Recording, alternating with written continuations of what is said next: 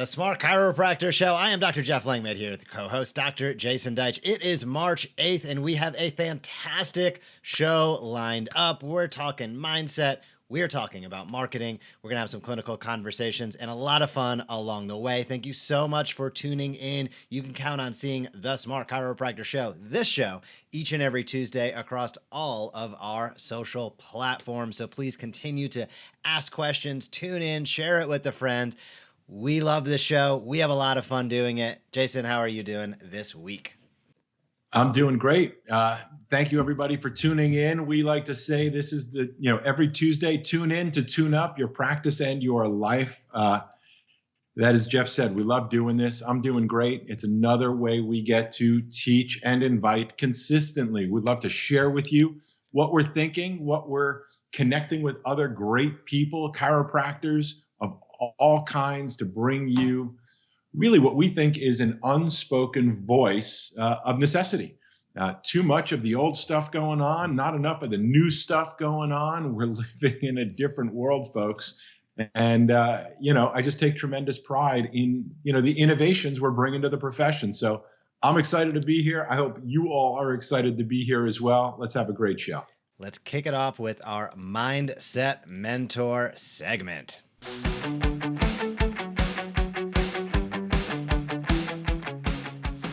Mindset Mentor is our moment each week where we chat about mindset, because before you can take action, you have to get your mind right. We've been featuring some favorites from the book and video collection that Jason has going on. And Jason, today, my understanding is we're going to talk about one of the Mount Rushmore characters in terms of marketing.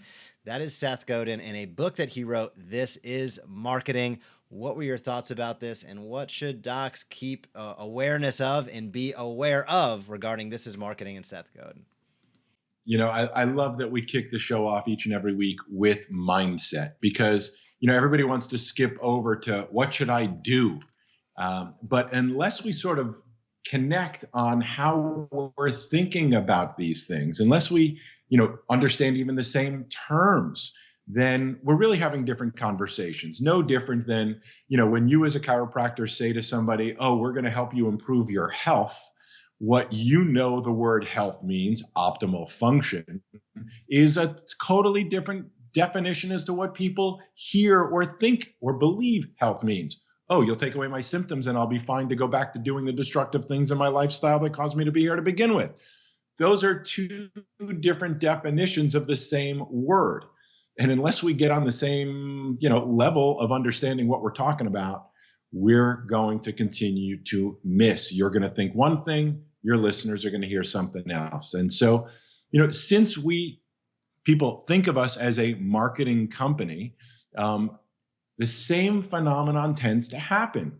Most people, including most chiropractors, have learned, been, marketed to believe that marketing is the same thing as advertising. And that's just not the case. Advertising is a form of marketing, but marketing is much, much, much more than just advertising. And it's really essential, if you want to succeed in your future and kind of transcend beyond this constant cat and mouse game of who moved my cheese, of, I ran a good campaign, it worked for a little while, lots of people came in, a few people stuck around, I did the math, I think it kind of worked out. If you want to change that, what I'll call addiction to needing new patients through paid advertising, oftentimes including deep discount ads, and you really want to start building a culture, building a tribe, we refer to it as a health tribe, building a community of people that actually think the way you think, that you don't have to sell, because, as I'll talk about in just a few moments, people like us do things like this. If you understand Seth Godin, many of you, we're going to be talking about this book right here. If you understand what many have called him the grandfather of marketing, if you understand a new perspective of what marketing really is in today's culture, using today's technology, you will find yourself very much, I'll keep making the metaphor, like sitting through a health talk where you walked in thinking, I just want to get my back pain fixed and get out of here and take my insurance and let me leave because I'm busy, and walk out with a completely different perspective of what's possible. And not only what's possible, but how easy it is to achieve that possibility. Marketing is very much the same way when you see it from a different, fresh, more accurate perspective. Now, just pause for a moment, because Godin does talk about advertising, and he doesn't put it down necessarily, but what he does is he explains that in the day and age when your only options to communicate with people were basically radio and television, and in the day and age when people had 3 channels on television to choose from and a handful of channels on the radio to listen to, that was the only way to get your message out to the masses. There wasn't an internet. There wasn't email. There weren't these types of tools and technology in those times. And in fact, if you think about it, B.J. Palmer really was a pioneer to get the message out. And that's my mantra here, is that it's not about the technology. It's not about the advertisement. It's about what format can you get your message out. And in today's day and age, because we're not in broadcast world, the world has flipped upside down, meaning there are more people watching Joe Rogan on a weekly basis on Spotify, subscribing to Spotify, than there are watching the mainstream news channels themselves. Think about that for a moment. What used to be the only and most powerful way to communicate with your audience and the nation was through the traditional channels. Then it went into cable. But in the internet age of podcasts, social media, blogs, and the ability to create your own culture or ecosystem using all of those technologies. And that's where so many people fall down. You know, Seth Godin's got another book he calls Meatball Sunday. I read that years ago, maybe 2 decades ago. And it addressed this exact phenomenon. When the internet first came out, all these companies would say, okay, get me a website. I know websites are trendy. Get a website. But they would continue to do their business the same old-fashioned way. And Meatball Sunday is the metaphor that you can put all this fancy social media, websites, blogs, podcasts on top and make it look delicious. But if your primary business model is still the same old business model, aka meatball, then you don't have an ice cream sundae, you got a meatball sundae. And unfortunately, that's what a lot of chiropractors are continuing to do. They're thinking the old-fashioned way. And I'm not referring to principles and green books and healing and all that stuff. I'm referring to the ways you communicate with your community. And unfortunately, the messaging that has gotten dumbed down based on the belief that you have to bring all kinds of people in for what they want, even though you may feel you do something different. That kind of bait and switch. Let's just get them in. We'll get them in for a massage. Then we'll show them where their problem is. We'll get them in for, a really deep discount. Then we'll explain to them what we really do. You can question your ethics on all of that. I'll leave that up to you. But the bottom line is it costs too much and doesn't give you the long-term lasting results that you're looking for. So I could go on for hours. I'm going to give you a couple tips here in just a moment about some of the highlights of the book. But if you really want to understand where we're coming from, this is marketing. I don't know, you can't even come up with a better title about a marketing book than to say, this is it. It's almost, well, never mind, I won't go there. But let me just read a few things that Godin writes to just stimulate where he's going with all of this and where we are as the Smart Chiropractor and where we invite you to be as clients of ours or potential clients of ours, because this is the philosophy we subscribe to. I know a lot of the challenges we get when people get on, demo calls or when they're, in our groups and so on, they're like, when are you going to run the ads? And we're like, we don't run ads. Why? Well, because there's 5 types of new patients and running deep discount ads goes to the level 5, as in the most expensive, least qualified type of person to come into your practice. We focus on the 3 top, and even 4 if you want to go there. The top 3 forms of attracting your ideal new patients don't require you to spend any money on advertising. How do you like that? You should say a lot. All right, so here's just something from the beginning of the book. This is marketing, and we'll wrap it up for this mindset. Our goal is for you to understand that you want to think different about how you're communicating with people, what you're communicating, and what you think you should be doing. You think you should be selling chiropractic. You think you should be getting the word out about what you sell. And it's just not true that way. Godin says this is marketing. Marketing seeks more market share, more customers, more work. Marketing is driven by better service, better community, better outcomes. Marketing creates culture, status, affiliation, and people like us. Most of all, marketing is change. Marketers make change happen. They change the culture, you change your world. Each of us is a marketer, and each of us has the ability to make more change than we imagined. Our opportunity and obligation is to do marketing that we're proud of. So when you think of the messaging you're putting out in your community, are you proud of the deep discount to get them in? Does that accurately really reflect who you are, the brand you want people to think about? Does that attract deal shoppers or your ideal client? Are you willing to accept anybody with a symptom with any type of third-party reimbursement for any period of time that they're willing to come on in based on their beliefs? Or are you going to be a marketer? Someone who asks the question, who can I serve?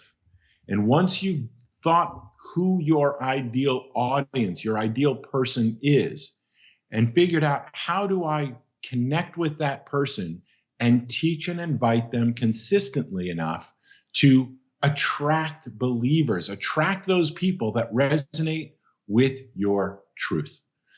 We've spoken to thousands of chiropractors over the decades we've been doing this, and burnout for chiropractors happens when you're constantly thinking, feeling, and believing one way, but you're doing and struggling and suffering financially by trying to do it another way. There's not a lot of pride in it. There's oftentimes not a lot of long-term success. We've heard too many stories of those that have sold their souls, so to speak, played the game, as we know. They get in, they make a ton of money, they end up miserable, sometimes in jail, sometimes fined. It's just not worth it. So where we're coming from on the Smart Chiropractor is helping smart chiropractors know that the mindset you go into, how you're reaching out to people, who you want to serve, what you want to offer them, and your ability to use automated technologies, that is where the world is spending their attention. The key is getting their attention and inviting them, creating something they want to be a part of, and doing it consistently over and over and over again. That's the spirit of our show, and it should be the spirit of what you're up to in your practice. So check out the book. If you've got questions, leave them down below. That's what our tribe is all about. You will learn as much by listening to what we do as you will by experiencing what we do. So stay with us. Join us every Tuesday. That's the Mindset Mentorship for this week. Jeff, I know you and I have been going back with different types of notes. I'm underlining the first. It's crazy. It's a great book. Almost every line is a gem. It's overwhelming. I'm actually rereading it for the 3rd time. Anything stand out for you in particular that we should mention as well, Jeff? The great choice, Jason. What sticks out to me is people like us do things like this. And to me, that speaks to attracting more of your ideal patients. There's a million ways you can go astray, but there are a couple really direct ways that you can stay on task, stay on target, and really build your practice in a sustainable way and have a hell of a lot more fun in the process. And we all know that is by seeing your ideal patients in practice. In my opinion, I'm very much simplifying things here, but marketing enables you to really tell your story. It enables you to connect with those ideal patients in a way that only the best advertising can. And quite frankly, with many chiropractors in advertising, it is not, we're not spending enough money and hiring the ad agencies that are doing the best promotions. So we end up attracting a lower quality individual quite often, as opposed to when we are marketing, when we are building a health tribe, as you described, and when we are doing many of the things that Seth Godin describes in This Is Marketing. It is really building a strong foundation of a practice with more of your ideal patients. You can make more money, you can have more fun, and I can't think of a better way to practice day in and day out. So those would be my closing thoughts on our mindset segment for today. Let's transition over to our clinical segment where we have a special guest from Axis 2021.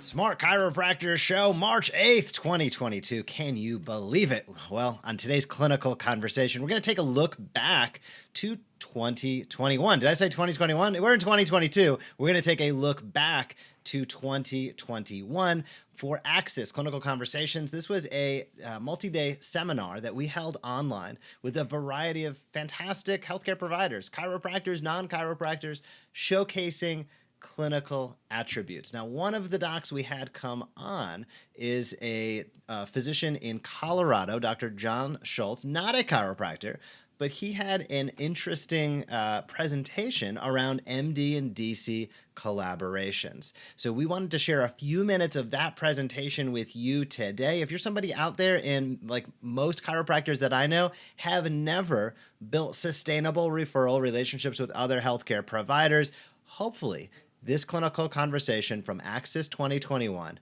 inspires you to take the steps necessary to do so. Jason's the first person I heard say it this way: who has your patients in their practice? This is about compromise. This is not about compromising who you are. It's about connecting with those dance partners, those people that are already seeing more of your ideal patients in their practice, and winning together, and most of all, putting that patient first. So without further ado, here is our clinical collaboration video with Dr. John Schultz from Axis 2021.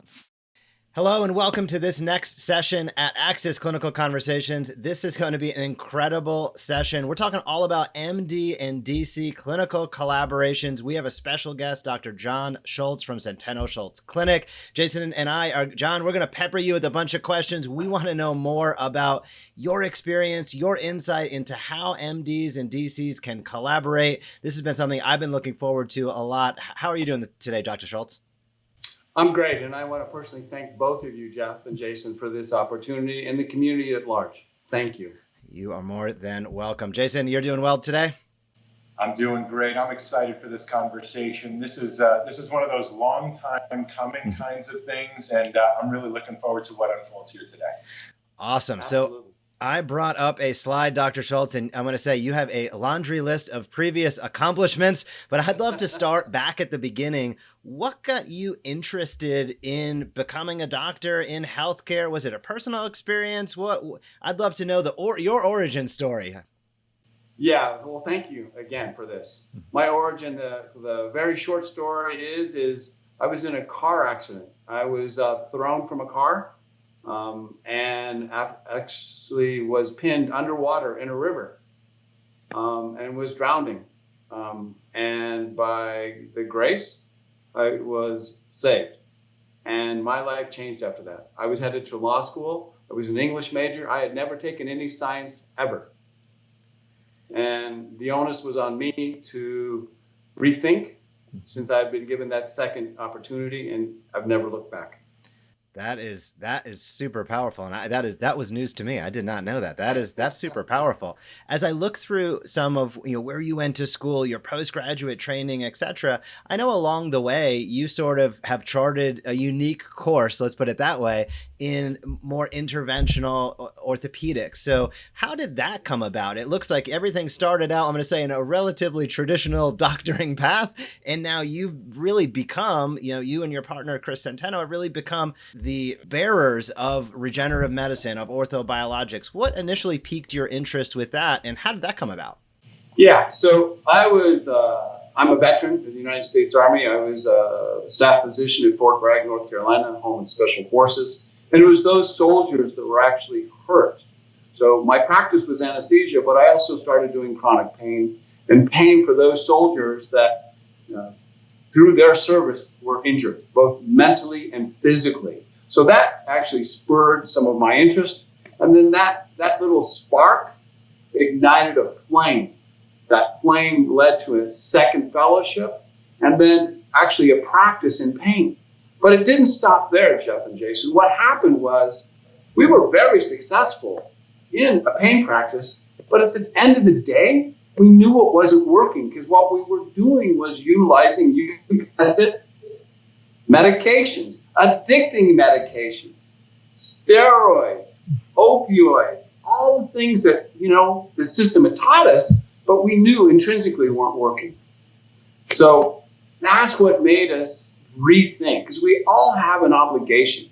And our obligation was to do the very, very best for our patients. And that's what, at the same time, in 2005, there was a paper by Dr. Saki that demonstrated the recreation or the regeneration of a disc. And from there, it's been a lot of late nights and long weekends. But that was 16 years ago. John, I'm curious. I want to learn more, and I want others to learn more about this part before we go, deeper. Of, what was the aha moment, and or how did you make this switch? Meaning, there's, plenty of medical doctors. If you'll talk to them one-on-one, they know they're prescribing things that aren't as effective. They know they're offering injections that are palliative at best and maybe destructive at worst. And yet somehow the institutional momentum just keeps on going.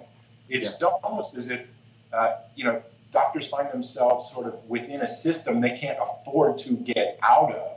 And so they just, rack up so much debt and momentum and create lifestyles that are dependent on getting paid.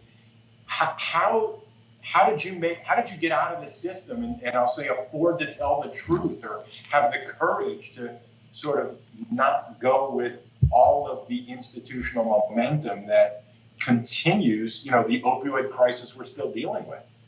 Well, number one, we were fortunate in that we have a private practice. Okay. So we are not beholden to a large employer or a university system. And that's paramount. And number two, it was all about integrity. We would rather be lean and thin and drive that Volkswagen, but do well. Because it's the passion, it's that integrity that we knew deep down that this was the right thing. And when you do the right thing, when you speak the truth, the rest falls in place. All right. That was our conversation with Dr. John Schultz. Fantastic gentleman, a fantastic doc, and really set the stage for how chiropractors and other healthcare providers can work together. Jason, what were some of your takeaways? It was great to see that all medical doctors are not evil, like a lot of chiropractors seem to claim they are. It's just not true that there are medical doctors that see the light. And I just really commend this practice specifically as to their willingness to do the right thing, serve people based on their needs, not based on the system or the game or extracting out all the money they can get from the system because, hey, you know what? If I don't do it, somebody else will, and all the other rationalizations that, I guess continue to let this insane, backwards, corrupt healthcare system, sick care system go on. I mean, it's just what it is. Everybody knows it, and nobody does anything different. But when you see doctors who go, yeah, we were making plenty of money, it was easy because people come in expecting to get drugs. They don't expect to have a different recommendation that costs money out of their pocket versus covered by insurance, and on and on and on. It was just really refreshing. John's a great guy, and they just do great work, and they love chiropractors. It's a beautiful thing. So it's a pleasure to highlight them, and really refreshing to see that there are good people out there doing great work, and it was just wonderful. I loved listening to what they're up to. I did as well. If you are watching and listening and you have built relationships, drop it down below. Give some insight for our other listeners in terms of how you went about the process. This is an area of untapped opportunity in my mind, but we're going to talk about it more than just today as the year goes on, because it is so important for us as chiropractors to reach as many people as possible. And we can't have shutters over our eyes. There are people that are visiting multiple different healthcare providers. And quite frankly, I don't care if it's an MD, a DO, a midwife, a doula, whatever their healthcare specialty. Your question that we're going to encourage you to think about over the next week is, who has your patients in their practice right now? Once you start identifying them, you'll be taking your first steps towards building those relationships. Jason, let's hop over to Research That Matters. It is a great weekly topics, and let's talk about it. Here we go.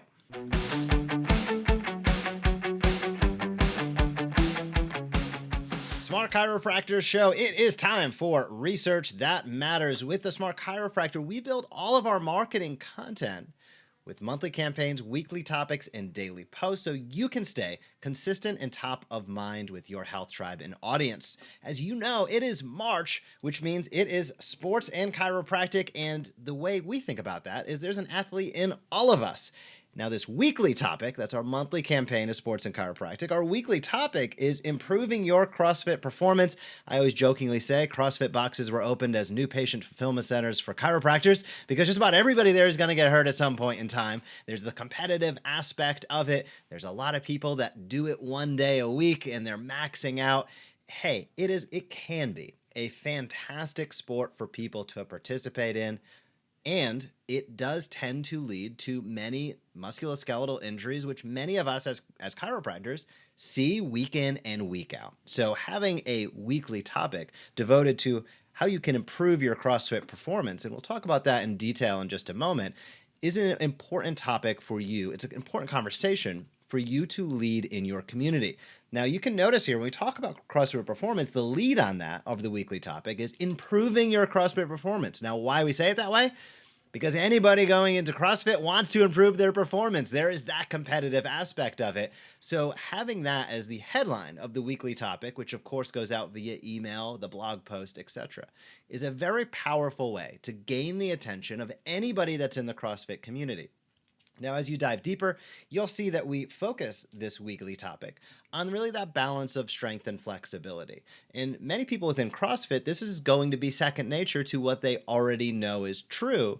We want to put your voice behind it. CrossFitters out there realize there is the competitive aspects and having the strength, but being able to have the flexibility to control that strength is critically important to boosting the performance. Now, do you know anybody out there that might be able to help them with that? Of course, us as chiropractors can be the prime individuals to help guide improvements in strength, to help guide improvements in flexibility, because it all starts segmentally and then goes out from there. So whether you are an extremity-based doc, whether you are spine only, whether you are probably like most of us, a little combination of all, getting out into the CrossFit community can be a huge boon for your practice, and positioning it with how you can help them improve their performance is perhaps one of the best ways you can lead that conversation. Jason, that is our weekly topic. What are your thoughts? You know, it is great to follow the system. And, you know, pro athletes, this week is CrossFit, you know, other weeks it's different, but it's really understanding how do you speak to people based on what they're listening for, what they want to hear. How do you attract your ideal clients? Now, not everybody's a CrossFitter, but that's the point, is instead of trying to talk to everybody all the time, it is a smart strategy to break down specifically who you're talking to. This week it's CrossFitters. Other weeks it's other months, I should say, of other topics. It may be pediatricians, it may be doulas, it may be other types of people with other interests. You're going to be much more effective when you speak to an individual group.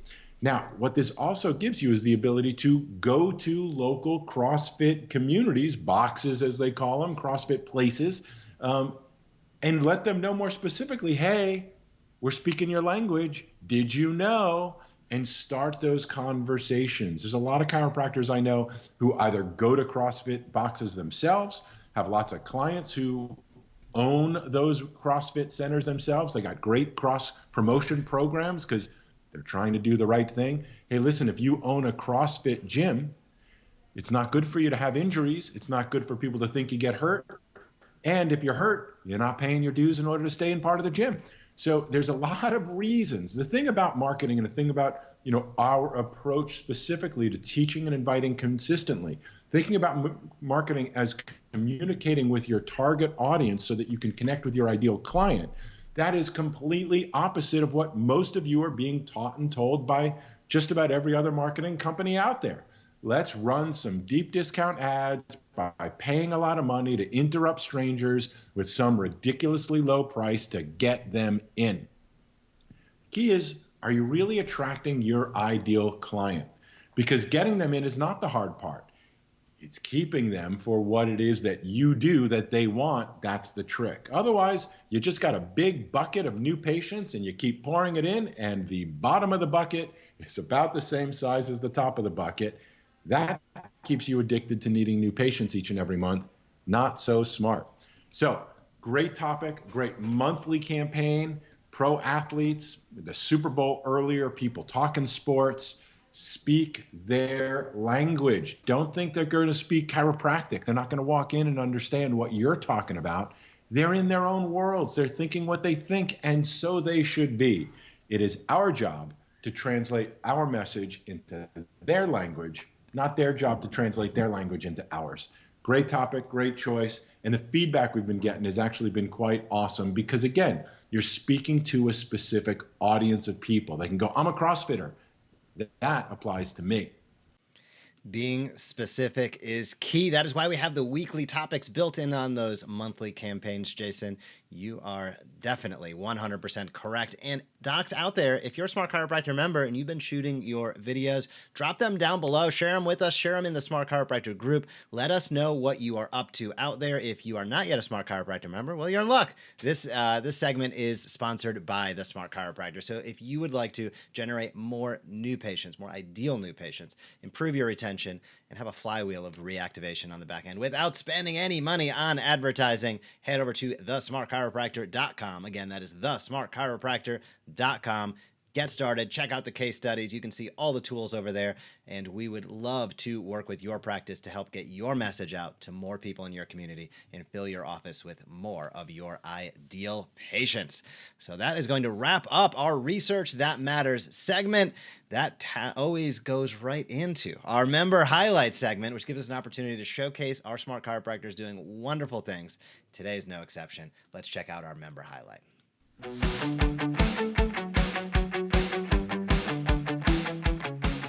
Smart Chiropractor Show member highlights. It is March 8th, 2022. Let me bring that up. And we are going to feature a new member of the Smart Chiropractor today. It is Dr. Lianna Repecki of Movement Chiropractic.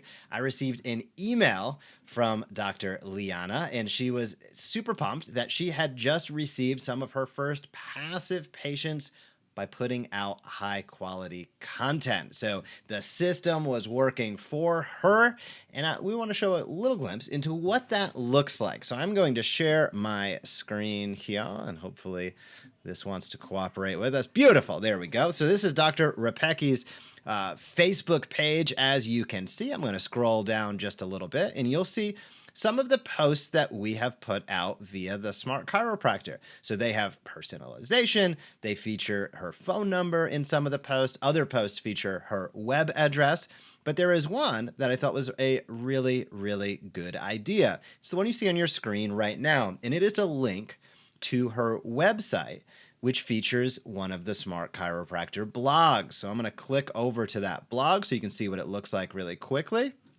And this is Dr.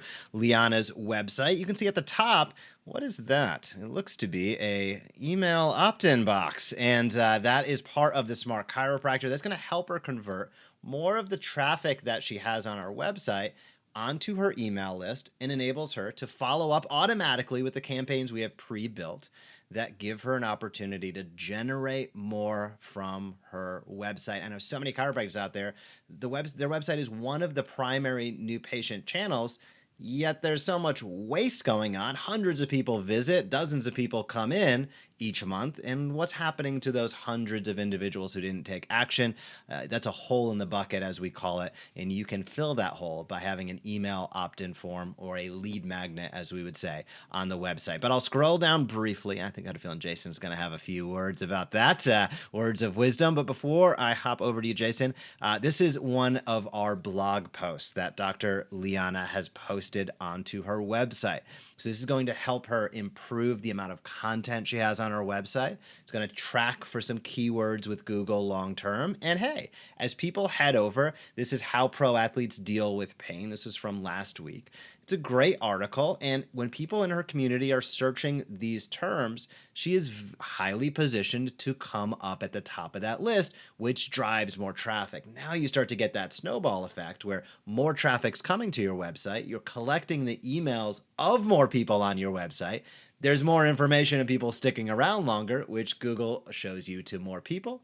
You have more people on your email list, you're connecting, showcasing who you are and what you do at a higher level, and inevitably, you start to see that schedule fill in. Jason, that was a lot of stuff I just went through. But what were some of your thoughts on Dr. Lianna utilizing our blog content and also utilizing the email opt-in? It's awesome. You did an amazing job. And I think, what you want to be asking yourself is, am I a desperate short-term thinker, or am I a smart long-term thinker? Because you could look at the tools and go, oh, I've already got a blog. Oh, I already have a website. Oh, I send emails out once in a while. But what you're not taking into consideration is the holistic connection of how these things work together. And chiropractors should know this better than anyone. It's the medical profession that's all specialists. Oh, it's an ear problem. It's a shoulder problem, it's a digestive problem. You need to go to different people that specialize under the microscope, but don't understand that it's all connected. And when you're a chiropractor, I'd like to think that it is all connected and that you can't do something to one part of the body without it affecting other parts of the body. We are a whole organism and things are interconnected. Obviously, the nervous system is the most important part. Why does that matter? That's how you should think about your marketing. And when I say marketing, I don't mean your advertising. I mean your communications. So your job is to get your message out to as many of the right types of people as you possibly can, and in as many formats as you possibly can. And the reality is, the reason why so many of you aren't doing it is because it's hard. It's difficult. But that doesn't mean you shouldn't and don't have to figure out a solution. Either you're going to do it yourself, or you're going to find someone who understands how it works and have them do it for you. And then the question is, do you want to pay somebody locally a lot of money to do it? Or do you want to pay people who understand how to do it for hundreds and thousands of chiropractors around the world? That's a choice you've got to make. But this is a great example of all the different tools. We think of the Smart Chiropractor as a toolbox, and people use different tools for different things. You don't take a toolbox and go, okay, here's all the tools, let's use them all. You think about how you want to use them, and as you get more proficient in building something, you use more of the tools. Well, that's exactly what goes on here. And she did a great job. She said she knows the value of email and sending as many emails out, not spamming people on a list you purchased, but sharing with people to a list of people that have actually said, I want more information from you. I'm curious. I'm willing to learn from you. Well, there's no other real system that coordinates your social media with your email, with the video streaming that comes in, with the doctor's briefs we give you, with the blog posts and the long list of tools that you get each and every month. This was a great example for people to see. Got it. So people go to my website. They can read my blog. If they're not already on my email list, they can opt in. And I mentioned long-term thinking because that's the value. Too many short-term thinkers they'll come to my website, right? How do I rank high? They'll come to my website, they'll call, they'll email, they'll schedule an appointment. And Jeff said it earlier, and I'm going to repeat it because it's that important. Go do the analytics on your website. See how many people every month visit your website. Contrast that with how many people actually came in, and ask yourself the simple question, what happened to all those people that didn't come in? And ask yourself the even simpler question, shouldn't you be communicating with them? Jeff says it all the time, nobody cruises chiropractic websites for fun. Not even chiropractors. It's not that much fun. So if you're on a chiropractic website, you probably have an interest in you and chiropractic.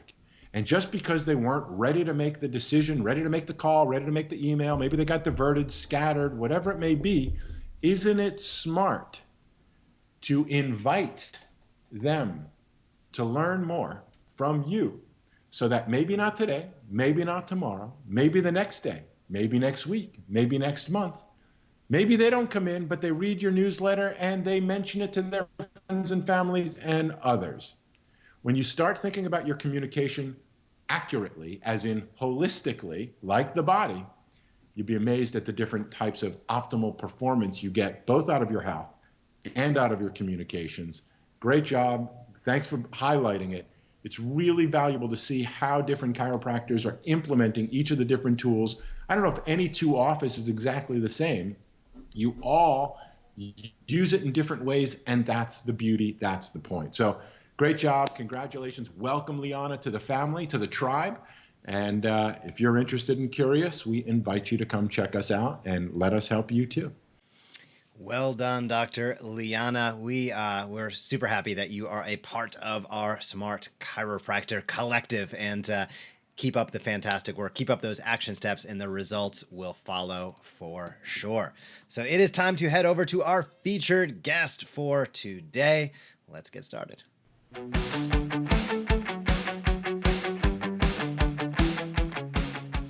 Hey, Smart Chiropractors, it is time for our featured guest of the day. This is Dr. Alyson Evans. Why becoming Fringe is a powerful way to live. We explore a lot of topics with Alyson in this interview, and there are a lot of takeaways that you can use from mindset to clinical practice and much more. So without further ado, here is Jason and myself having an awesome conversation with Dr. Alyson Evans.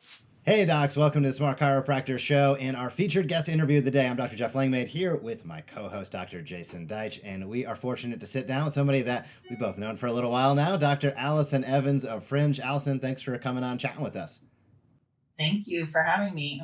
I'm always happy to be here. Well, thank you. I have a question right off the bat that is going to we're going left field to start, because we've known each other for a while. You were instrumental, I'm going to say, in the growth of Rock Tape. Now you've started Fringe, and I know there must have been challenges along the way, many untold challenges, but I think of you, how do you maintain a resilient, positive mindset throughout growing different businesses, practice, entrepreneurial endeavors? Do you have any mindset practices, book recommendations? How do you think about it, and how does mindset live within your daily life?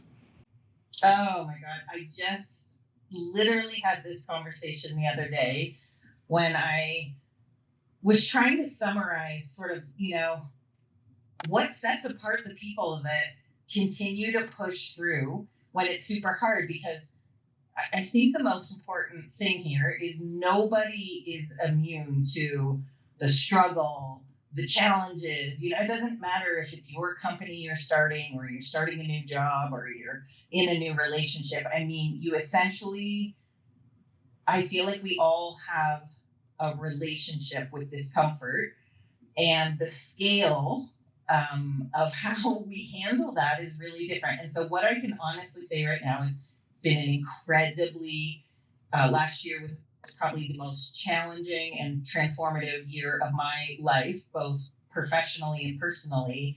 But what I can say is, when I notice when people are like, Alyson, how do you do this? I can tell you specifically the one thing that is different, and that is that I too reach the point where things become overwhelming. They feel incredibly, like, at times, like the cards are stacked against you, and oftentimes it would feel a lot easier to just kind of abort, press abort, then it would be to push through. So I really do feel like the defining characteristic for me is that I know that when I reach that barrier, that I've had enough times that when I push through it, that the success is right on the other side of the worst feeling imaginable. So typically, I have a faith now in that experience of like, oh man, this is too much. That's the overwhelming feeling. This is too much. There's too much going wrong. There's too much debt. There's too many challenges. And I have enough experience with knowing that if I can find even just like an ounce of calm in that right on the other side of it that's like a defining characteristic of all the books you could read, all the interviews, like all the successful people had a lot of trouble and they pushed through it. So that's my answer to it all. It almost seems like easier said than done. It seems like the hazing and the struggle is in fact part of the process. I mean, there's very few that actually get where they want to go, including Jeff Bezos and many of the others, without going through exactly what you're describing. It looks easy on the other side from outsiders, but nobody knows what's going on internally. Right. So it's, totally. And that to some degree brings us, really to your product. I'm on your website, joinfringe.com, whole person health. Let's break down. I don't know how much you want to talk about your history and your story to get you here, or let's just talk about you're here. Yeah. Tell us about Fringe, what your vision of it is, and who it helps, and what chiropractors should be interested in learning more about it.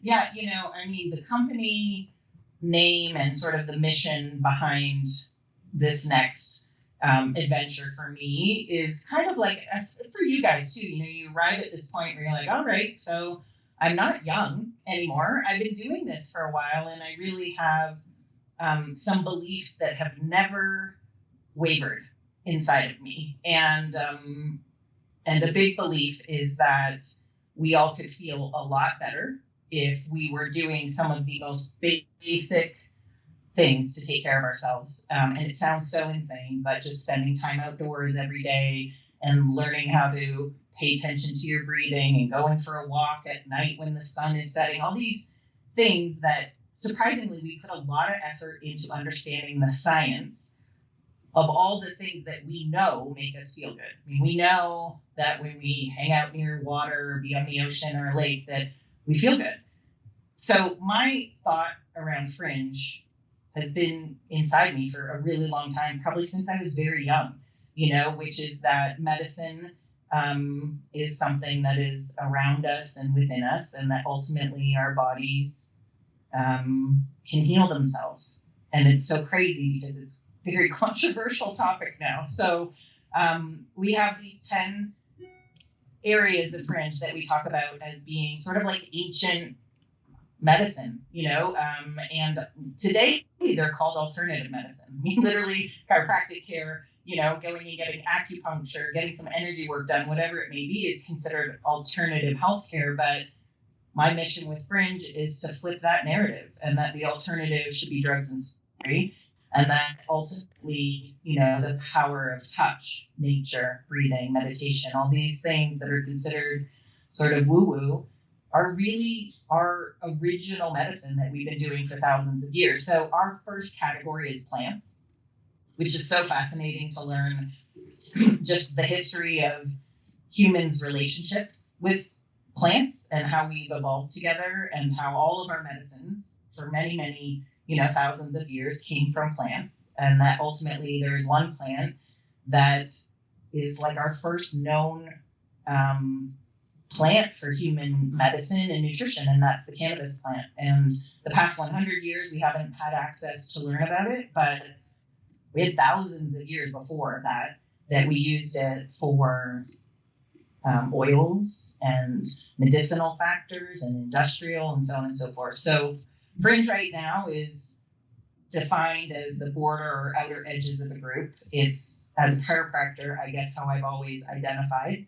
And I wholeheartedly believe now that more people than we realize identify with thinking a little differently than the norm, and want to kind of gather in that outer edge and explore their potential, explore different ideas. And the cannabis plant is controversial. It's, only recently federally legal for people to even consume hemp, which is a variety of the cannabis plant.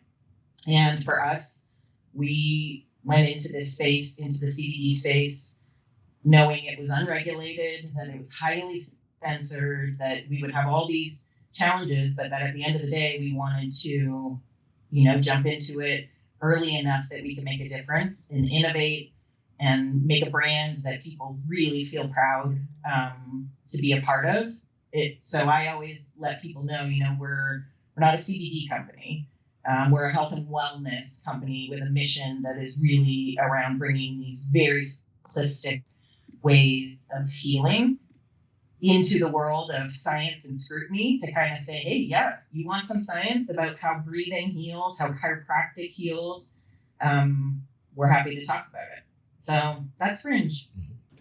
I think it's fantastic. That is us. There's no question Thank that it's you. a conversation that's not only long overdue, but I think has been brought to a very a significant precipice, let's say, over the not too distant past. And with the leading product, for consumers and docs themselves being CBD based, and the fact that I just feel like there's such a lack of education and information out there. It's like, I don't know, I could go to my spa and something costs $10,000. I go to the gas station, it costs $10.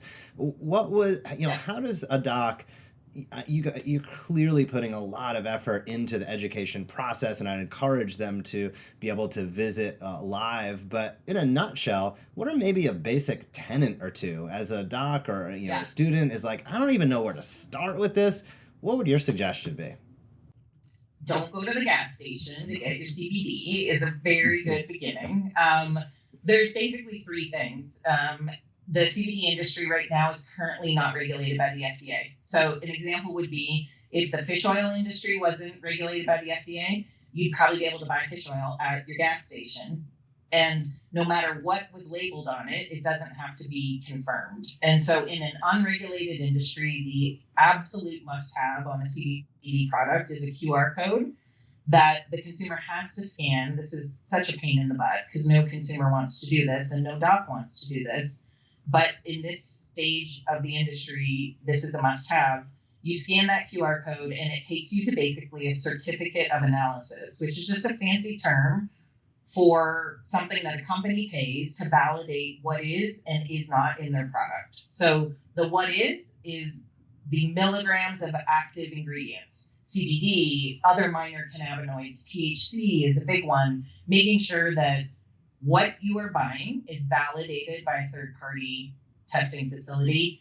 And then the bigger conversation is that those tests also need to validate that there's not bad things in the product that you're purchasing. So no pesticides, no chemicals, no solvents, no heavy metals, and no microbials or mold in the product. And that, when there is FDA regulation, will be a given. But right now there isn't FDA regulation, so people can put out harmful products. And so that QR code and the testing for what is in it and what isn't in it, to me, is top level. There's a lot of good CBD companies out there. They have to be paying the money to be doing this type of testing. The next big, huge soup bowl of everything is what type of CBD product do I get? Should it be full spectrum, broad spectrum, isolate, all that sort of stuff? We try to sort of approach that systematically to say this plant has been around a long time. It's full of all these compounds that we know are really valuable medicinally. CBD is the most dominant compound in the cannabis plant. And so it's studied heavily. There's a lot of research that supports it, but there's emerging research on all these other compounds as well in the plant. So I like to say, if you've done your work to make sure it's a good quality CBD product, your next is to try and figure out a company that is helping you understand what their product is, how it works. We went into this space and decided to partner with a group of food scientists because the CBD oil industry and the gummy industry and the tincture industry was super confusing for me. and a really unpredictable experience.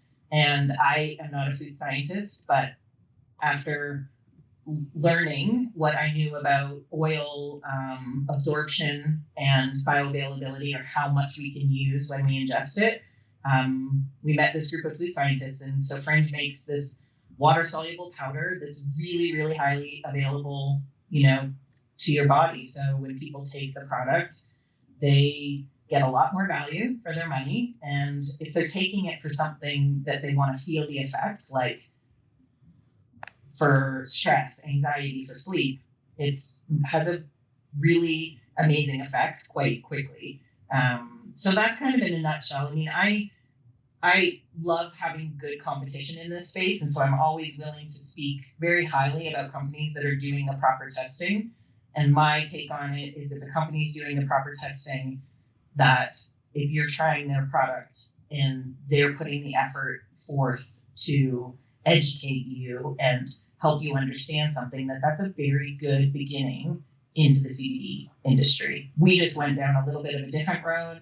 I don't really love taking oils or gummies. I think they taste gross. I don't want to taste something that tastes like, grass and lemon or grass and orange. And so you got to make partnerships. We made partnerships with a bunch of tremendously nerdy food scientists who've taught me so much about absorption and metabolism of, this fat that we consume. I'm getting a better understanding. You're on the fringe of the fringe. You're, so. Yeah. I'm like, apparently that's where I'm comfortable. Like, and then of course we got to be careful of what happens when fringe becomes mainstream. Yes. Help us understand more specifically. There's a lot of chiropractors out there. Some I know are already integrating CBD into their practice in a variety of different ways. Let's get tactical here. What's your vision of how chiropractors should be using these products in their practice? That's a great. Is it a one and done? Is it a habit? How should they be thinking about it and using it? What's the business model that you recommend? Yeah. So the most simplistic way to think of CBD for an effect in the body is 3 categories. One would be pain, one would be sleep, and then one would be mental health, stress, anxiety, depression, anything to do with our mood. When you take those 3 categories, I liken to the fact that most chiropractic offices are treating people in pain. So it would make sense that they would think, oh, I've heard my patient says the CBD helps their back so much, and maybe that should be something I consider selling in my office versus them getting it, at a grocery store. But the interesting thing is our passion is linking those 3 topics. So linking mental and physical health, because mind and body health have only been separated by modern medicine. We have become incredibly talented at segregating out systems in the body versus the chiropractic philosophy, which is that's the person on my table. And if they are not sleeping well, and if they are not managing their stress and their emotions well, I do not stand a chance at helping them with their low back pain. And so for me, the real opportunity for the chiropractic community is to open up these conversations about topics that have become increasingly important over the past couple of years. How well are you sleeping? How long are you sleeping? What is the quality of sleep that you are getting? How does that link to pain and inflammation? How are you managing your stress? How is your mood throughout the day? When does your low back pain flare up? Is it every afternoon when you've been working 6 hours? Is it every day when the kids come home from school? What is the emotional component of the processing of that pain? Because as we start learning about pain and unpacking pain, the limbic system in our brain is how we experience pain. And that process can be greatly improved by putting something as simple as CBD into somebody's routine. And so that gives the chiropractor, in my opinion, a couple doors that have opened for them to have a greater effect with that patient. If they can improve the quality of their sleep and improve the emotional aspect of stress, anxiety, and that relationship to pain, that it's interesting how chiropractors know how to help people in pain.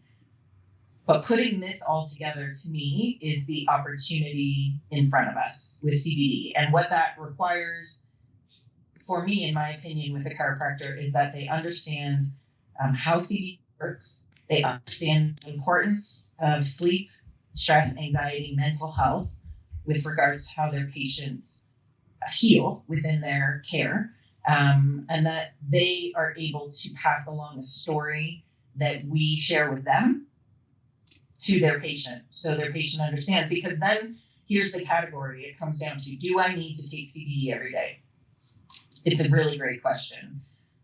CBD is not the magic. The magic lives within us, and that is a system inside of our body called the endocannabinoid system. And it's like me telling you have a nervous system or a cardiovascular system.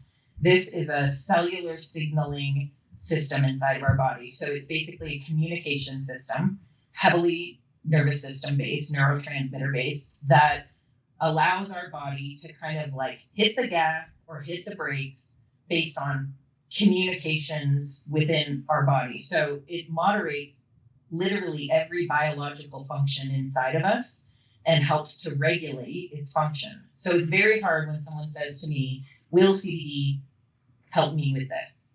Well, the answer is the safety profile is insane.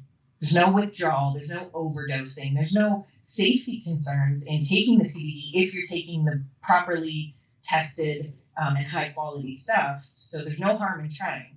And then the next answer to that is we don't know what the health of your endocannabinoid system is inside of you. We don't know how well your body is communicating and moderating and trying to create harmony within inside of you. So when you take CBD, it may be a phenomenal resource for your body to improve your hormonal system, your digestive system, your immune system. It may help tremendously with balancing your circadian rhythms or how you enter into sleep patterns. It may be amazing at balancing the serotonin system inside of us that deals with sort of like our pleasantness and our demeanor and our mood. It's really hard to know, but the great answer to all of this is it's very easy to find out.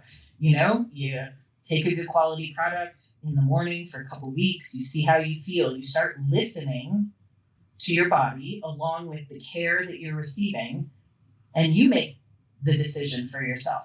You know, yeah, I'm seeing some improvements in what 2 p.m. feels like for me. I'm seeing some improvements in the quality of sleep that I'm having, how I'm managing my low back pain, my, mood swings, my, whatever it may be. It's kind of a hard concept for people to grasp, but I've been trying to help people grasp that concept for 20 years as a chiropractor. So in sharing this on a chiropractic podcast, it's like this endocannabinoid system, when it's functioning well, we feel good. And there's all these common sense things that boost these endocannabinoids, or literally one of them is called a bliss molecule inside of us. And this has tons of science attached to it and way more common sense. When we get outside and spend time outdoors with sun hitting our skin, you have a boost in endocannabinoid tone or function inside of you. We just this week on our newsletter summarized an osteopathic manipulation research paper from 2005, another one from 2015, that when people come in and get an adjustment and they look at their endocannabinoid levels, or these molecules that make you feel good inside of your body, before the adjustment, their levels are measured. After the adjustment, their levels were 168% higher in this one endocannabinoid called anandamide that is responsible for us feeling good. So when people come into our office and we talk to them, community, we touch them, powerful endocannabinoid booster, we adjust them, massive endocannabinoid booster. We may, at that point, put heat on them, cold on them, work on some breathing exercises with them, do movement or exercise. All of these things boost this molecule that is called the bliss molecule that makes us feel well. So to me, I'm like super fired up these days and going to chiropractic conferences and saying, we all know the power of chiropractic. But did you know that the power of chiropractic and why your patients feel so damn good when they leave your office is much more than you have been taught. That there is chemicals, and it's not endorphins. It's not an endorphin rush. They've totally debunked the runner's high as being an endorphin rush, which you could maybe call the adjustment high. It's an anandamide or bliss molecule boosting inside of our body that makes us feel good. So people walk out of our offices in a time when we are highly stressed, very, very bad thing for our endocannabinoid system, not eating well, incredibly bad thing for endocannabinoid levels, isolated, incredibly bad thing for this ECS system. And they come into our office and it's like a bombardment of everything their system is craving to be in more harmony. So yeah, I'm just getting in the groove of sharing this message in a much larger platform because I'm more passionate about this profession. I think I've said this to Jeff. Like, I don't know what's happening. I mean, to me, I am more passionate about this profession now than I've ever been. And that's really crazy because I've been at it for a long time. And now maybe it's just the world events. Maybe it's that I'm older. Maybe I'm having some sort of, midlife event of my own. But it's like, this is what people need. This is the healthcare that people need. People need to be told by their chiropractor that every night their chiropractor would like them to go for a walk outside for 20 minutes when the sun is going down. And if they need research papers as to what that does for their blood pressure, their heart rate, their respirations, their diabetes, whatever it may be, then Fringe will be the people giving you the research papers. But we know what makes us feel good. And that's what we have to go do. I think that is powerful, and it makes me think of, I want to ask you one more quick question, and that's relative to, you mentioned listening to your body, and I've thought immediately of kind of listening to the voice in your head, and as somebody that from the outside in, I've always looked and thought of you as somebody who's a successful business person. You obviously have a passion for education, for products. Where did that begin? I mean, most chiropractors are entrepreneurial by nature to a certain degree, right? We're all running our own small businesses. But, I think it's very safe to say that you've taken that to the next level. Where did that, begin for you? What was that voice that started? Was it an evolution or was it always there? Probably like my lemonade stand when I was a kid. Like, I can literally tell you that from the time I started practicing as a chiropractor, I think the C sort of part for the people in any profession. I don't care if you're a dentist or a dermatologist or a veterinarian. I think there's parts of being in the profession that, it's kind of cheesy to say that you're most passionate about, right? But for me, I just started paying attention to them very early on. The things I loved doing in my practice were creating the systems, were going and giving marketing lectures and bringing new patients in, were the process of the new patient evaluation, the review of findings. I loved the business aspect of being a chiropractor. And I didn't hate treating. That was not it. It's just that it wasn't the thing that I was like, ooh, I love doing this. And so very early on, I just realized, like I would have been the perfect chiropractor to go have 50 clinics and have all these people who loved treating, and I would just market, the clinics. But I ended up really starting to love educating chiropractors not on products, but on concepts that relate to products they use in their clinics. And so for me, it was like that love of business collided with being able to feel the benefits of chiropractic through educating other chiropractors. And then, making products that sort of, I guess, are fringe, disrupt the status quo a little bit, make it more fun than people are making, our industry. And I have a real love for helping people come together and gather and learn. And that's the most rewarding part of all of this for me, is whether it's my team or you've been to them, Jeff, me having an event where I'm like, I'm a connector, that's probably what people will say about me 20 years from now, you know, is that I brought people together and tried to, you know, share fun ideas and, you know, make people comfortable thinking outside the box a little bit. So that's it. I ran a mean lemonade stand as a young girl, you know, and probably should have known very early on. But I think it's crazy because when your like natural talents collide with something that you studied and became really so, like, you know, my belief about health and healing is it's foundational to who I am. It's like I just got some of those things right early on.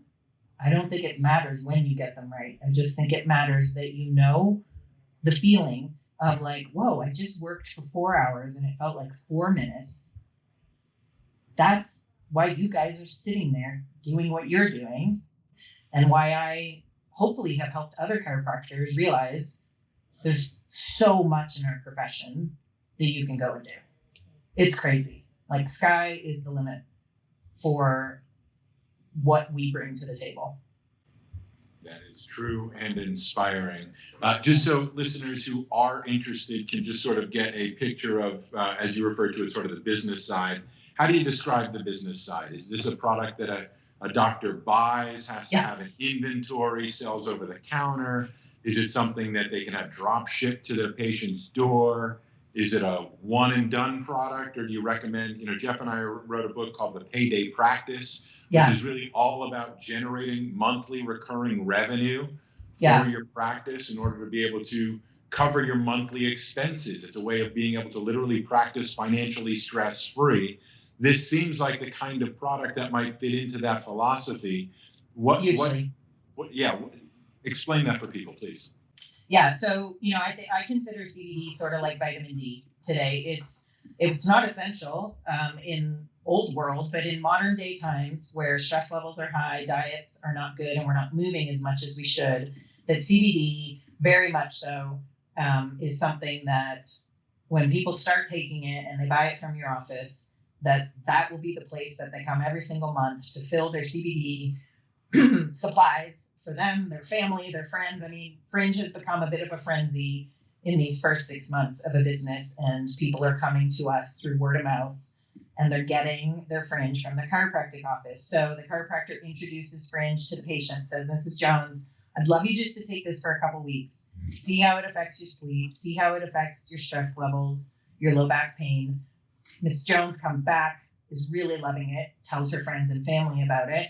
You can't buy it at Target. You can't buy it at the gas station. You buy it from your chiropractor. So that chiropractor can sell it from their office. We keystone our products. I'm not in the business of ripping off chiropractors. So any good product, you should be able to make a really good margin on, especially if the company is focused on building a business with chiropractors as their customers. So chiropractors can buy our product for 40 or 50% off. They can then go sell it to their patients at MSRP. If they don't want to have product inside of their clinic, they can have an affiliate program with us where we just ship to them and give them a percentage, and it's all completely hands off, which is great if people are doing telehealth, but also just really good for a chiro to have in case if their family, you know, of the patient loves the Fringe so much, then they can get that residual income coming in. So we have a chiro here. I'm in Colorado. She's selling a few $1,000s. She's netting a few $1,000s every month in her clinic off Fringe. And it took her about 6 months to do so. I think it's an incredible success story. We have 3 products. They're very simple. It's a bag, and it's a daily powder that you put in your coffee or tea. It doesn't taste like anything. The ease of use is, we nailed it. You know, the ease of use doesn't get any better.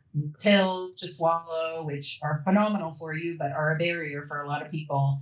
And if you can put something in a habit that you already have, like your Starbucks or your tea or your midday drink, then you're more liable to stick with the routine. So the model is incredible for chiropractors. I think the CBD industry is going to change a lot in the next year, and people should not be spending $150 on a CBD product. There is very reasonable prices for CBD products. You don't have to rip people off.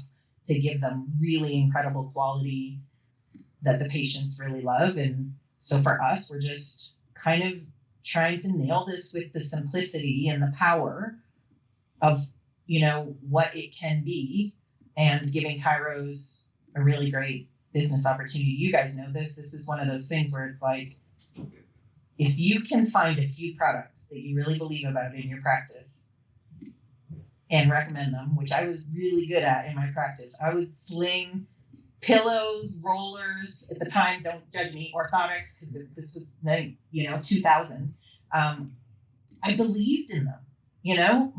Myself, my friends, my family were also positively impacted by those products. And so I think authenticity sells incredibly inside of a chiropractic clinic.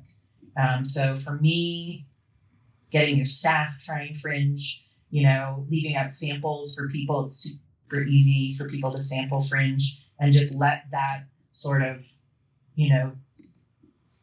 marinate throughout your clinic. So yeah, really great, phenomenal business opportunity. Obviously, I wouldn't be able to do this if I wasn't bringing an opportunity for, everyone in the chain. I'm always like, everyone can win as long as everyone's fair, right? So the maker of the product sells the product to the person who has the relationship with the patient. Everyone should benefit, with the patient being the one who benefits the most. We got it all right if we do it like that. It's when somewhere in there you're like, wait a minute, there's like 3 middlemen in here, and I got a downline and an upline, and it's a complicated business structure. So no multi-level marketing here, just basic retailing. I think that is absolutely fantastic. We're not taking any offenses on the orthotics, but I'm still going to hold it against you. I think you mentioned something about we're not as young as we used to be. But that's a story for another day. Alyson, you've been awesome. Thank you so much for coming on. Docs out there, if you have not, head over to joinfringe.com. We'll also drop that link down below. On behalf of Jason, myself, and our entire team, Alyson, thanks so much for taking the time and exploring it with us.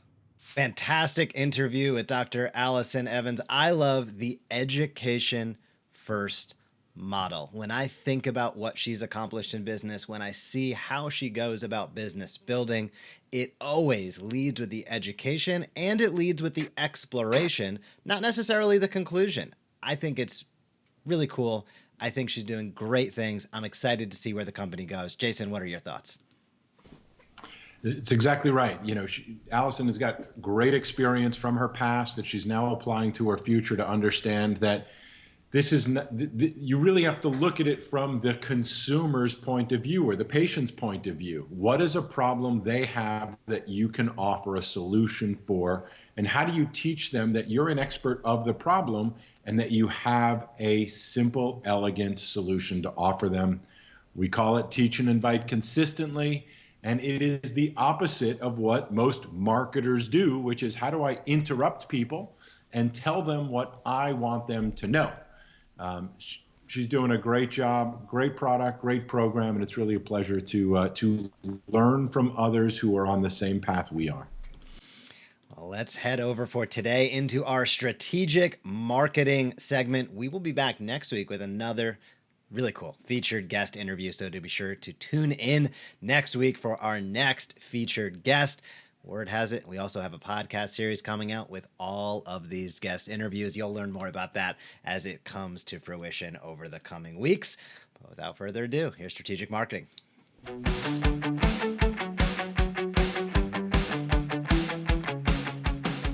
Smart Chiropractor Show, March 8th, 2022. Making sure I'm getting my year right. We're talking strategic marketing, and today I wanted to discuss 2 keys to improve your call to action. Let's talk call to action. We'll talk those 2 keys. We'll break it down, and if you have any questions, please feel free to leave them down below. When you put out content online, through email, however it might be, it is a good opportunity to have a call to action. What would you like that person reading or interacting with that content to do? If you've been following what we do at the Smart Chiropractor, you know we call that an invitation. Teach and invite consistently. The invite portion is your call to action. That might be something like click here to hop on the schedule, share with a friend, there can be a variety of different calls to action. However, there are a couple key things that I'm going to encourage you to keep in mind so you can not only refine the current calls to action that you have, but also you can help them perform better. And those two keys aren't going to be revolutionary. The beauty is in the simplicity, and that is keep it short, number one, and keep it clear and direct, number two. So a call to action, you do not want this to be a paragraph long where somebody's trying to figure out what's going on. It's just not going to work. So in the examples that I brought up earlier, click to schedule today. That is a very short and also ties into clear and direct action step or invitation for the person engaging with your content. So keep it very short and keep it singular. You don't want 27 different options. Click here to do this, or do this, or do this, or do this. That is going to be, certainly, it's going to be paralysis by analysis when that person is reading. They're not going to know what to do. So keep it singular and keep it short. The second portion of this is clear and direct. Anytime that you've taught something, you've earned the opportunity, as we like to say, to have an invitation, to have your call to action. So don't muddle it up at that point. This is your chance to let that individual know what you'd like them to do. Click to share with a friend. Comment down below. Click to schedule today. Click to download. Let that individual know with no uncertainty whatsoever what the next step, what is that invitation that you are offering to them.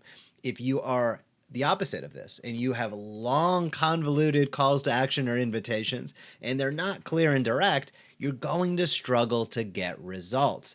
However, think about how you interact with content that you see online. When it's clear about what the next step should be, when they've led in with teaching or education first and then given you the clear, direct, short invitation, I have a sneaking suspicion you know that it's going to be much more likely you, just as anybody else will, click to take that next step. Jason, what are your thoughts on calls to action? I think it's exactly right on. It's the invite portion. Remember, you start by teaching. Too many people just go right into the invite, and then the only way to encourage them to take advantage of the invite, of the call to action, is to make the price so ridiculously low that they'd be crazy not to take advantage of it. But that does not pre-qualify people to raise their hand and say, I'm more than a deal shopper. I'm actually interested in what it is you were saying, and that's the reason, that's the motivation I want to take advantage of your invitation. That's why I want to click to schedule. That's why I want to leave a comment below. So make sure it's teach and invite, but you got to do it over and over and over and over and over and over and over and over again, and then you still got to keep on doing it. That is the same message we give people when it comes to staying well.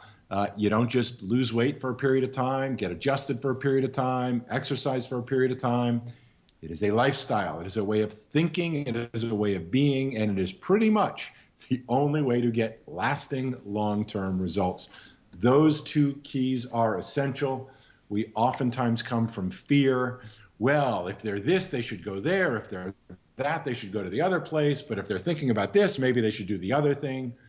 Keep it simple. Who is your audience, and what is the best thing they can do to take a next step on the journey in that moment? So great job, Jeff. Those are two super simple keys to successful calls to action. And if you, as a viewer or listener, if you have a great call to action that you'd love to share with other chiropractors, drop it down below. Let us know in the comments. We would love to see what you're up to with your marketing. This has been a great show. We're going to head into our business principles segment, the final segment on today's Smart Chiropractor show right now.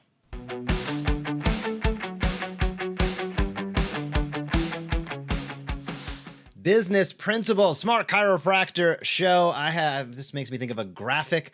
Entrepreneurship isn't hard. I'm doing just fine. And if somebody has 27, they look like they're 87, right? So we're going to talk about stress. Where am I going with that? We're going to talk about how to reduce practice stress with recurring revenue today. If you have started a practice or you've even begun to think about starting a practice, you know that part of having a business involves a certain amount of stress. And with our business model as chiropractors, many of us have a fee-for-service model. recurring revenue can really smash that stress, that overhang that you have each and every first of the month. Today, we'll talk about why and how you can bust that stress, how you can have a payday practice, and how recurring revenue fits in. Jason? This segment is sponsored by the Payday Practice, and the Payday Practice is learning how to cover your monthly expenses in one day, guaranteed. It sounds like a crazy promise, but it's actually doable. And let's get into how you do it. It's a way of thinking. As Jeff mentioned early on, most chiropractors have a transactional-based practice. I give you an adjustment, you pay me X amount of dollars. I give you an adjustment, your insurance company pays me X amount of dollars. I provide a service, you provide a payment. Thank you very much. End of story. However, most chiropractors suffer from what we refer to as cuffs, like handcuffs, spelt CUFS, which stands for chronic underlying financial stress. And how do you know if you have that or not? Ask yourself the question, how do you emotionally feel on the first day of every month? And most business owners, and this is not exclusive to chiropractors whatsoever, most business owners get really stressed out when the first of the month comes. Why? Well, typically rent, mortgage, payroll, loans, first of the month. That's when most of these things occur. And it's also the same time that you go back to zero in collections. It is a recipe for disaster. It is actually the recipe. It is the cause of chronic underlying financial stress. And there is a solution. What is the solution? The solution is to figure out and calculate what we refer to as your MVMI, your minimum viable monthly income. Here's the question. If I ask you, how much must you earn next month to not feel financially stressed out? Now, that is not the question that most people ask you. What's your dream? What would you like to make? What would it be great if you could earn? That is not the question we're asking. That's the question that keeps you in financial stress, in my opinion, unless you've asked and answered this first question, which is, what's the least amount of money that I have to make so I don't have to be stressed out?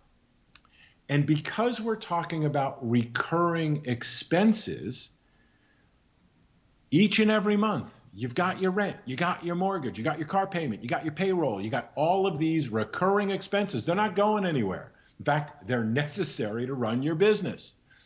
Why not think different and apply the payday practice principles, which is, what would your life be like? How would it feel if you knew that the first day of every month went from, oh man, back to zero in collection, here come the bills and financial obligations, and transformed into, yes, it's payday. I just ran enough recurring monthly payments to cover all of my monthly financial recurring responsibilities. So that's handled. Now let's move on with being of service to people based on their needs, not yours. Life changes, business changes, practice changes, your self-esteem changes, your relationships change, and your actual ability to attract more new patients changes when you don't reek of the desperation of needing money. And I don't care how big or how large your practice is. It's not how much you make, it's how much you keep. If your expenses exceed your income, even if you're making $1 million a month, if your expenses are higher than that, you're under financial stress. So this is not a dollar issue. It is a psychology issue. And it's making sure that you can consistently cover your obligations so you're emotionally free to be able to serve people at your best because you want to, under your terms. In the dictionary, this is what's referred to as freedom. Being able to do what you want, with who you want, when you want, and being able to say no. Not work with the people you don't want to work with, not work with the payers you don't want to work with, not provide the services you don't want to provide. That is the key to freedom in today's day and age. And recurring revenue is really that magical way of thinking to be able to really reduce, in fact, eliminate your financial stress. Now, you may still have other stresses. We're not saying it cures everything. But if you were guaranteed that you could cover your bills each and every month, your financial obligations, and then you have 29, 27, 29, 30, 31 days left of whatever month you're in, to be able to continue to provide services on your terms, most of that additional service will be your profit. That's where the fun kicks in. That's how you eliminate and reduce your financial stress. Building a payday practice is the way to go. Jeff, what have you seen, both experienced for yourself? We run our business this way. We know lots of businesses, unicorns they refer to them as, that have become unicorns because they actually build this monthly recurring revenue, annual recurring revenue, and that becomes really the most valuable way to evaluate any business in today's day and age. What have you seen when chiropractors start applying this themselves? It's just such a dramatic change. I'll say it a little crassly. Starting at zero every month sucks, right? It's just compounding, it's stressful, and it's never ending. And even when you have your best month, as you described, you start back at zero and the same old feelings come back. However, when you transform your practice, and it doesn't mean you need to change anything when I say that, when I say transformation, this is a transformation of mindset first, as Jason has well described, but then it's a transformation of adding in a new opportunity for people to engage and interact with your practice. So this is not about wiping out any of the hands-on care that you deliver. What it is about is being smart with the knowledge, expertise, and tribe that you have, and make it easy, just as we talk about with content. Hey, proactively answer the questions people in your community have, put out that content consistently. Guess what? More of your ideal patients come in, but you have better retention, you have more reactivations. It's a very similar, it's like two trains going down the track. When you have recurring revenue services, this isn't about, oh gosh, I gotta sell something at my front desk. I tried that before. No, this is about having an easy to implement system without inventory, having e-commerce. You can do this a variety of different ways, but Jason, you asked me what my preference is. My preference is those docs that utilize, for instance, our Smart Care store system that gives them the availability to have thousands of products, ultimately access to thousands of products that are drop shipped directly to their patients, their clients, individuals in their practice each and every month. That builds subscription, membership, recurring type revenue, especially when it's a consumable good such as a vitamin D, a multivitamin, etc. Now, depending upon what type of chiropractor you are, and even beyond that, just what you're into as a human being, you might choose to offer other things on a recurring basis. Cool. World's your oyster. Go for it. Most important thing is first understanding that the people that are coming in to see you already or have saw you in the past are purchasing a lot of stuff elsewhere that they could be purchasing from you. So previous, we talked about the segment when we were talking about relationships, who has your, what other healthcare providers have your patients, your ideal patients in their practice. This is almost an interesting take on that. I'm thinking about this live right now, but what are those individuals in your practice already purchasing elsewhere that you could supply for them? And if you can do that, I can nearly guarantee they're going to receive a better product because you'll probably be a stickler, being a chiropractor and caring about their health more than Amazon and them just randomly searching. But the second component is you'll be able to build that monthly recurring revenue off of that. So Jason, I went a few different directions there. I'll kick it back to you for your thoughts. Yeah, I just want to make sure people realize, because, chiropractors sort of listen to sometimes partial issues and then come up with the rest of the story themselves. Let's be really clear. If you love the way you practice, you can continue to practice the way you practice. And if you don't want to sell supplements or sell your knowledge, you can continue to offer your care. Here's the one caveat to that. The question you have to ask yourself is it ethical and is it appropriate for somebody to come for your service at least one time per month? Okay, now you could do this per quarter, you could do this per year, but somewhere, obviously, if you're going to generate recurring revenue, you need to provide some sort of recurring service. So you can stay a chiropractor, not sell anything else but your current chiropractic care, if you want to. That's option one. Option two, Jeff just said it, and I'm going to be repetitive because it takes a while to kind of go, wait a minute, this does make a lot of sense. There are lots of people that are coming to your practice already spending lots of money on products they know they should be taking that they actually, in some cases, expect you to provide for them. How do I know that? Because I know you get questions about these things practically daily. Hey, doc, is there something I should be taking for my supplements or for my health every day? Hey, could I bring in my supplements and you evaluate and let me know if these are the right things I should be taking or not? Hey, doc, what do you take on a regular basis? What do you give your family on a regular basis for me to continue this journey towards better health? You're my guide. Guide me. And many chiropractors, unfortunately fall victim to the self-esteem issue that, they once heard somebody say, I went to a chiropractor and they sold me this bag of pills and I'll never go to a chiropractor again. We've all heard some version of that story. And some of us take that personally. We're like, that's never going to happen in my office. So you don't offer anything. But understand that selling is serving. And I don't mean overselling like a salesperson. I mean offering the things that people actually expect from you. These are things that your clients, your patients are already buying.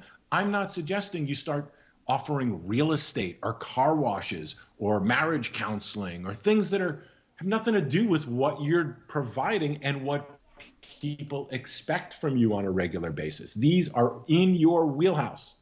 And we're also talking about things that are not treatment specific. So we are not talking about if you've got this problem or diagnosis, I'll treat it with this particular solution. We're specifically talking about everybody, everyday type products and programs. There are certain things that everybody, you, me, all of us, should be doing that contribute to our health. Getting adjusted is one of those things we should be doing regularly. Proper nutrition is one of those things we should be doing regularly. And we're teaching the concept here. We're not selling you something. We're teaching you how to think about this.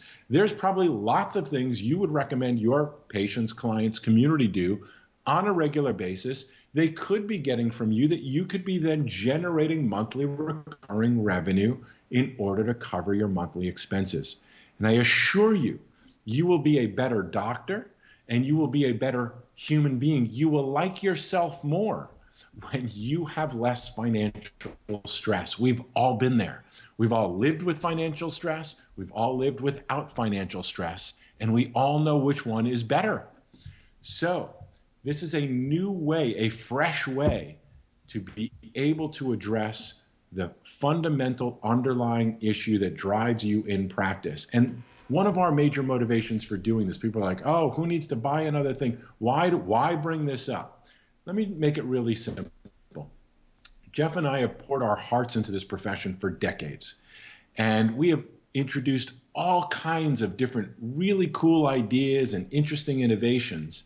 But the majority of the profession we have found gets stuck in I need more new patients. We provide great explanations, terrific presentations, speeches from stage, you name it. And somehow at the end of all of it, we get, that was wonderful, but is this going to get me more new patients? Because that's what I need.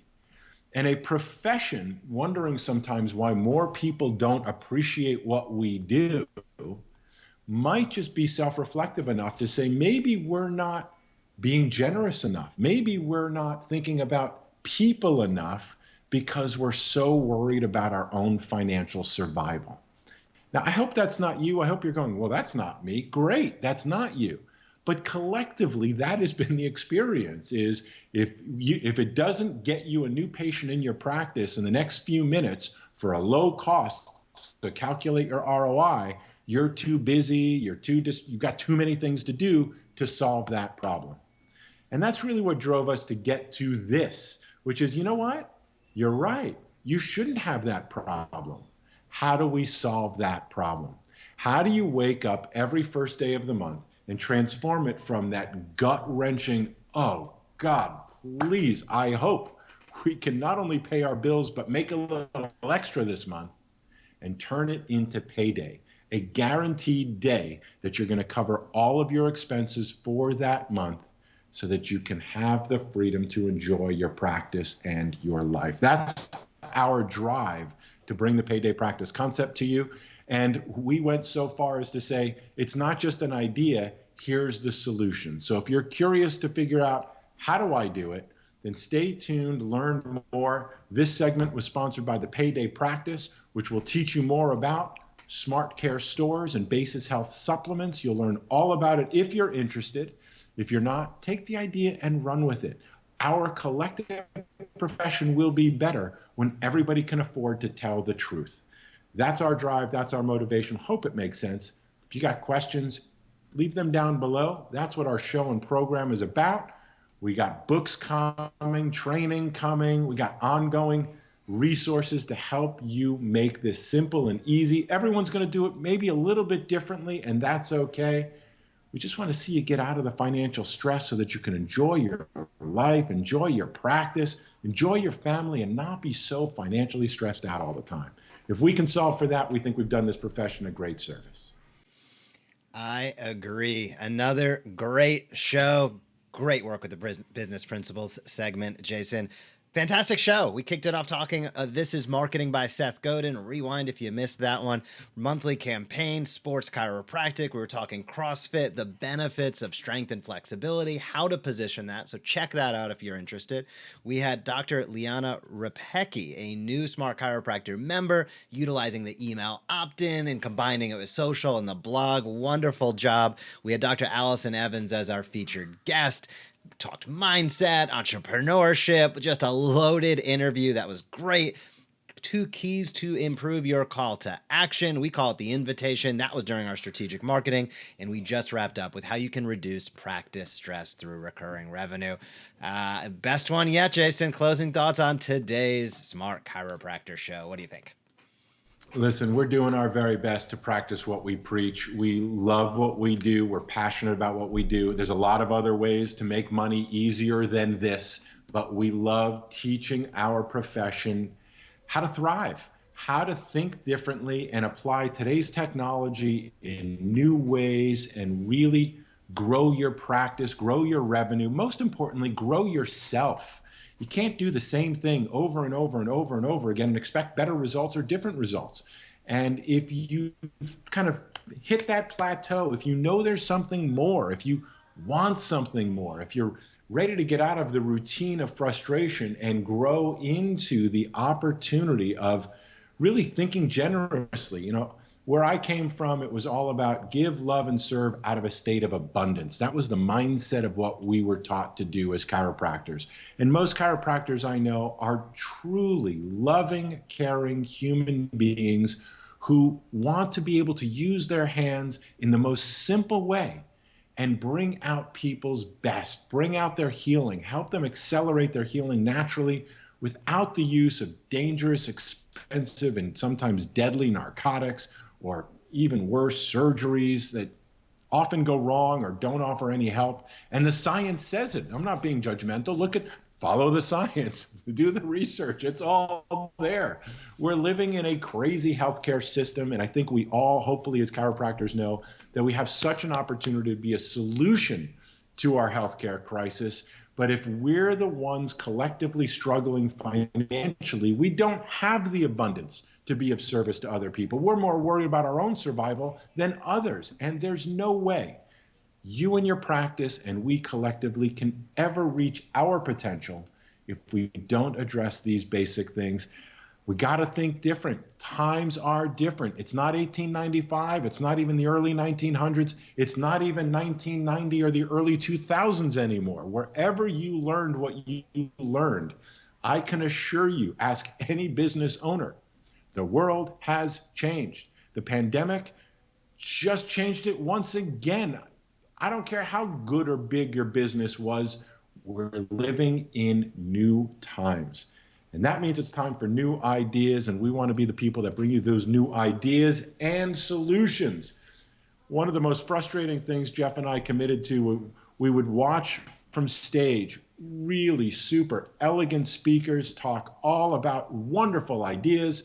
We'd go back to practice and go, well, how do I do that? Because it sounded good on Saturday, but it's Monday, and I'm not sure how to change the world like that.